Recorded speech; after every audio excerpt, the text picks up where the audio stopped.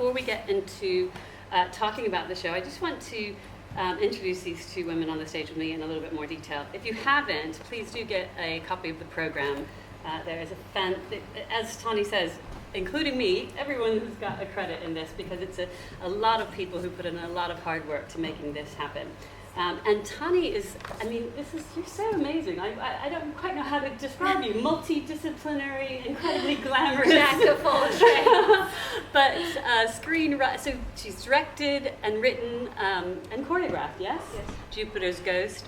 But also has a background in screenwriting and many years as a dancer as well. And this production, and amongst many other things, also represents, I believe, your theatrical directorial debut Absolutely. in the UK. Yes. Absolutely. And also a filmmaker. And Rachel, also a filmmaker, and you've got a wonderful write-up in the program, so I might just have to read this. She's very modest.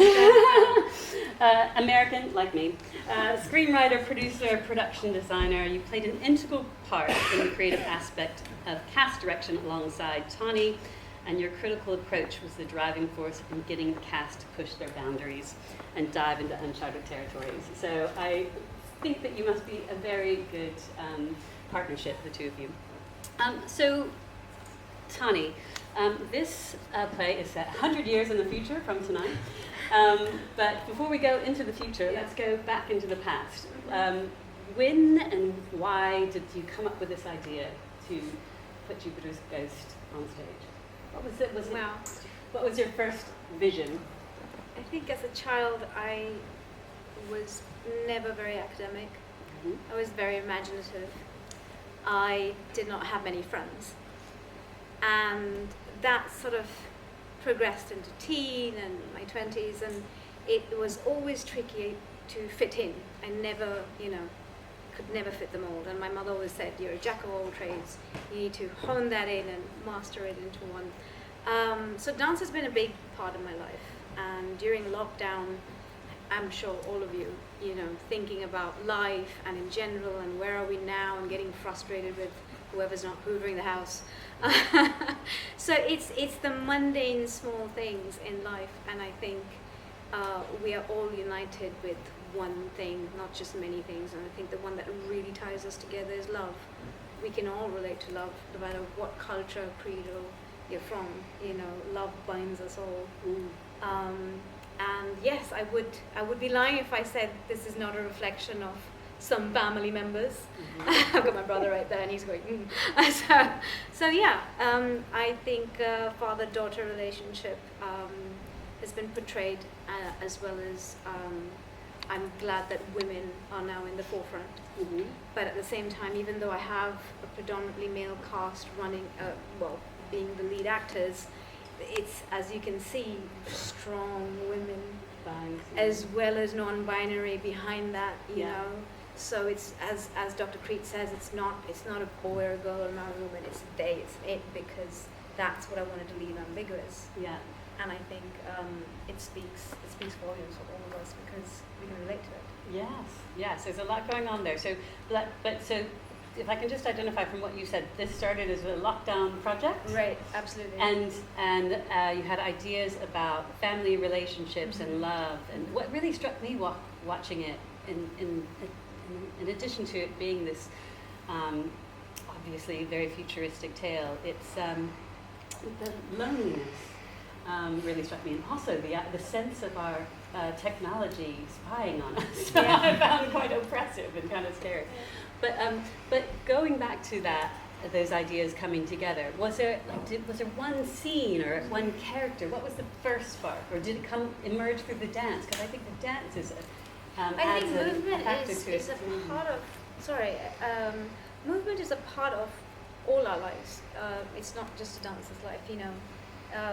You all have a choreography that you do. You get up in the morning and scratch your head and look at the alarm, maybe put it off and go back to sleep and go to work early. I don't know, but all this is just movement, but it's repetitive, and you don't think I'm going to move my leg to get out of bed.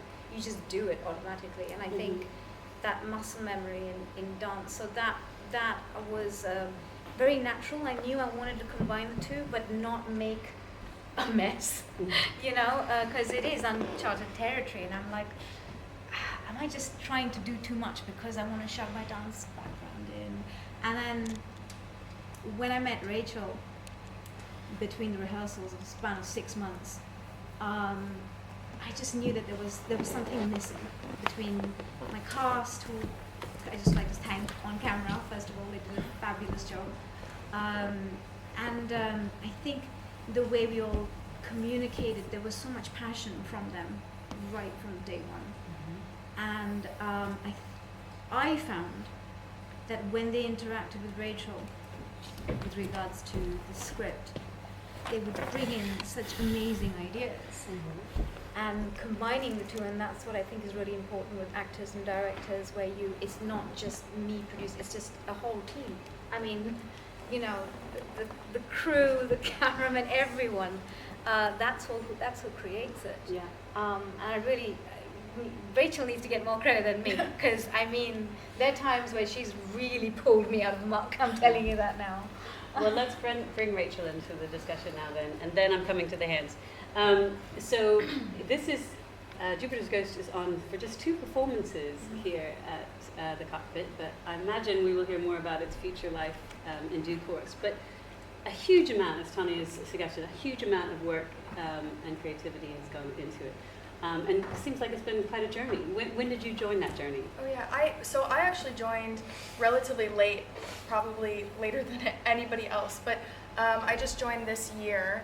But I think that actually helped, and I think it is, like you said, it is what you needed, because that allowed me to be a little bit more objective and look at it kind of from an outside point of view. I think Tani being the writer and director, it's so easy to be too close to the story. Absolutely. Yeah, and so that was sort of my role, was to go, okay, here's the big picture. I can identify some things that maybe you don't see. So I feel like I've been with the project for way longer. But I feel like I've known it for years. Yes. I'm like, where have you been all my life? That's good. Their future works in.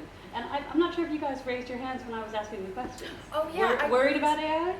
Excited about AI? I'm very worried about AI, and I'm very concerned about climate change. So And Tani, where do you fall on I this think subject? it's a double-edged sword. Part of me is worried. I'm a mother, and so I've got that sort of protective and thinking, you know, what's going to happen. But at the same time, I think technology is the answer to taking us forward, whether you like it or hate it.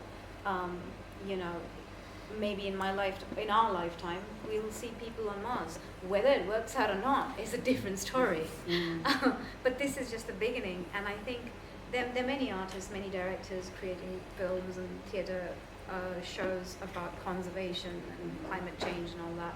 But I think I wanted to focus more on the human side of it. And how it feels to lose someone, whether it was your father or a child. Everyone has suffered loss at some point. Yes, And especially or in the past few possibility of loss, Yeah. where everyone's alive and you're like, oh God, you know, or no God, you know. So I think there was a part of me writing it from an atheist perspective or a spiritualist perspective. So yeah, it was a lot. Lovely. I feel so weird with all these cameras on me. It's like, I'm going to be in your just next work it. film. I'm going to be in your next film. Okay, there was a hand at the back. And second to the back. Yeah, that's you. No, you. No, just, you know, from the sci-fi perspective, were you reading sci-fi as a child? You know, who were the influences? Are you a sci-fi fan? Yeah, but did you see any allusions to writers that you admire? I haven't read fiction for years and years. Okay. I just consume it in movies, but, you know, like in high school, I would read quite a bit. So Yeah. I'm just curious What are your sci-fi influences? I'd say my father had a lot of books of Arthur C. Clarke, and but I really took to Ray Bradbury because they were short stories, and I was an academic. Let's not forget that. So I'd keep that in my school bag when I'd sit in my corner, I was a slow reader, but eventually I picked up, and it seemed to be. I'm really drawn to speculative drama of what could be, rather than the sort of incredibly sci-fi, far-fetched side of things. And I'd say mainly my father and brother, because they're from a very scientific background. Well, this is the other thing I was going to ask. Did you have any scientist consulting? Because there's a lot of Yes, I did. terminology in there. We're affiliated with the Cambridge University Okay. Botanical Gardens, and that's the partner who helped fund this via Arts Council, Nabil Ali, who unfortunately couldn't make it today.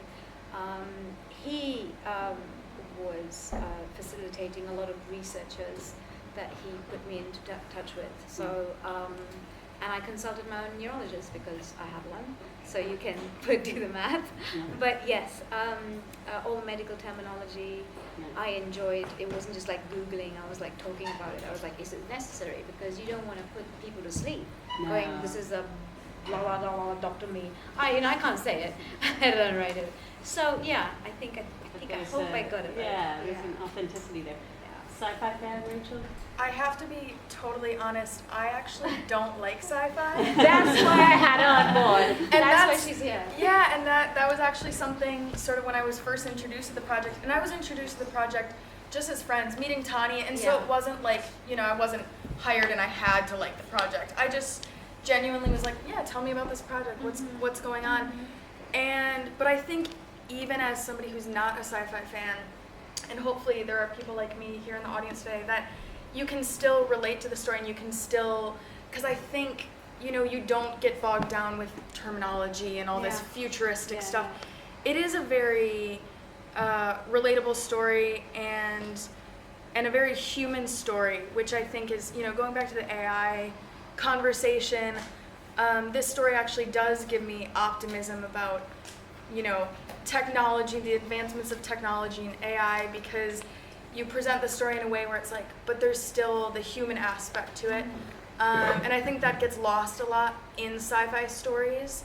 And so that's one thing that I really appreciated about Tani's story, was that it really was a human story Yes, before everything else. I have to agree with that. When I was reading the script, I was thinking, I am really wondering how you're going to stage some of this. This is there were some details in there that, like, if you were on a longer run and probably a much bigger budget, you could go wild with the set design, couldn't you?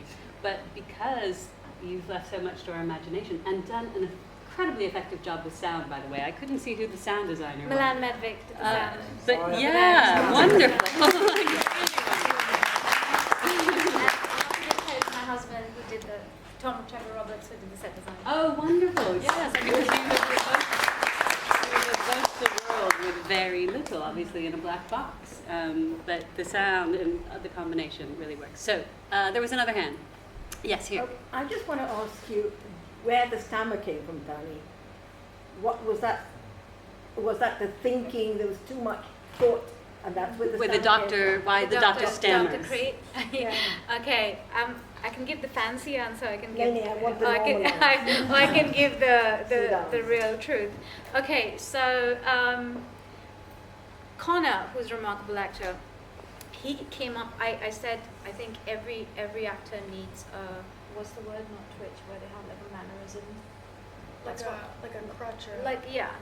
like a stutter or like fidgeting or Yeah. something, right?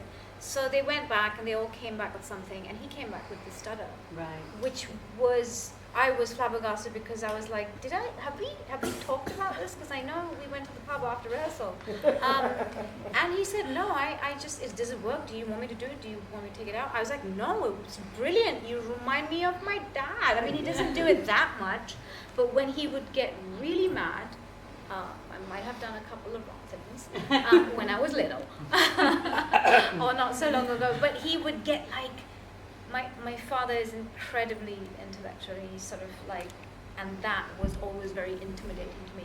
So there's a lot of Jove in me, and that's where Jove's nature And comes Connor from. picked up on that. That's And remarkable. yeah. So that father Amazing. I wondered. You I want? did. You know her dad. I know her dad. All right. She's met. Amazing. Okay. Other hands. I thought yes. Back row. Congratulations on what I thought was a really affecting, terrifying piece of drama. Thank you so It much. is terrifying, isn't it? Thank you so My much. experience of theatre is plays set in the past or in the present. I don't think I've ever been to a play which has been set in the future. And I wonder if you think drama will take on the role of warning people about where we're going? Or does it just simply hold a mirror to the where we are now? Oh, that's a big question. Gosh, yeah. I mean, I think that the best art does, isn't it, Rachel? Oh, What what do do you you think? think? Rachel? Yeah, because I was just going to say that, I mean, like I said, not a big fan of sci-fi kind of before this, and I always really liked historical dramas, and like you said, sort of putting a mirror to the way the world is now or the way the world has been. But with this play, it has opened my eyes as well. It's sort of the first that I've really seen like this, and I do see this being a trend. Some of the work that I do is a little bit in this vein as well in film, where, yeah, we're focusing on environmentalism, looking ahead to the future, and sort of having these stories serve as a warning, you know, like you said, and hopefully, you know, all sort of art is supposed to convey some type of message, and I think that these kind of stories can convey that message of a warning, and let's be thinking about these things. Absolutely. Yeah. Absolutely. But I think even more than that, I find, and maybe regular theater goers will agree with me, or first timers. I think the more we get immersed in our technology, the more we crave this live, shared experience. Whether it's about futuristic stories, whether they're warnings, or just being in a room together and responding to something together. Human interaction. Absolutely. Yes, here. I was just going to add a comment to that, which is that the medium of the theatre, it reinforces the humanity, Absolutely. and you don't need much. You just need a light touch set, which you've got brilliantly here today, with some wonderful sound cues, which absolutely I just sort of believe this was a futuristic space platform of some kind. Whereas if you put it in a film medium, you get these massive budgets which create a visually complete scientific picture, Yeah. but you lose the humanity. Absolutely. Because you're so busy looking at the set. I mean, there's so much going on. I mean, you know, there are a couple of sci-fi shows right now at the West End, which are derived from, I think, Netflix films. Stranger which- Things. Yeah, Back to the I Future. God, Stranger Things, amazing, love it. But it's just very different. You can't compare of West End with West End. It's just a completely different feeling, and you know, what do you want? Do you want to feel elated and go home like, yes, everything's happy, or do you want to go home and think, you know, ooh, Yeah. that was scary, but maybe if we change the way we are, Yeah. our course. And actually, to this gentleman's point, I wonder, given you're also a filmmaker, you're both filmmakers, why did you decide to do it on stage rather than film? And We it's a have film actually version. there is a film Oh. version. Yes, thank you for reminding me. She's been reminding me for the past 10 minutes. Yes, there is a film version, Jupiter's Ghost, co-produced and directed by Milan Medvik. At the Cambridge University Botanical Gardens, that's where it was filmed last summer. And what's really amazing about it is the clothing that you saw here today by the dancer Jupiter was all by organic dyes. Yes. And not just organic dyes, but dyed using methods dating back to sort of 15th, 16th century, if not 14th, 16th Yeah, century yeah. dye recipes, and that's it's by amazing. Nabil. It's all under Nabil Ali, absolutely. Lecturer, artist. Yes. I mean, you know, he is incredible. You- Sitting right there. Oh, hello. Hello.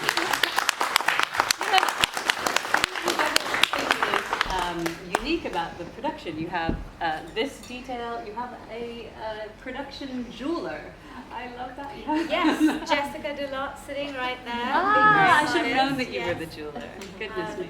And she was very kind to, I got chatting with her, and she was very kind to offer to loan it, because I was like, this is my first show in London, and I need all this You want to tell support. me what piece? The piece was particular? beautiful. It was, it's a moon. Jessica, would you like to describe it?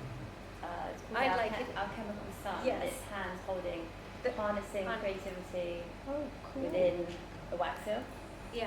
And And it's the one that Hannah. It's Hannah that, So that's mother. one mother wall. The Mother wall. necklace. Yes. Yes. Beautiful. Yeah. I noticed yeah. that. So it's jewelry is something that followed me from dance. So But it's just, I think, again, it speaks to that you have creativity and so many different inputs that lend to something really special. Okay, I think we've got time for maybe one or two more audience questions. Who would like to get in their question before they go off for drinks? Is that a scratching of the nose, or is that a... Yes, here. Yes. I really am looking forward to seeing the film version, Okay. but I cannot see how it is going to work. Yeah. Because I think, as Duncan said, this particular space here, which makes the song feel really part of it. Yes. It's really something that works. Yeah. It reminded me of, seeing Rembrandt in the museum in Amsterdam, which isn't like our museums here Right. around the world, completely stripped of all unnecessary drama. Yeah. Okay? Yeah. So Exactly. this is what you have done here. It's just pure art. And the amazing thing really is that it's so many, it's all it's multifaceted. You put the dance, the spirituality, the story, all of it, humanity all together. I'm really, really Thank you. very grateful. Thank you so much. I love it. Thank Yeah. you. Thank you. Okay, so I do have a couple more questions. One, another thing that I haven't seen in a show that I've worked with before, but a beautiful dedication at the beginning of the performance tonight. Tell us Yes. who Dennis Goldsmith was and what he So, meant to you.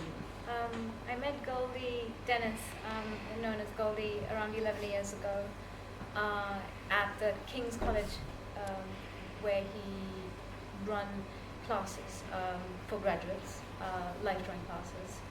And Cambridge is small, so again, I'm repeating myself, I'm not academic, so there was limited amount of things, of hobbies that I could do.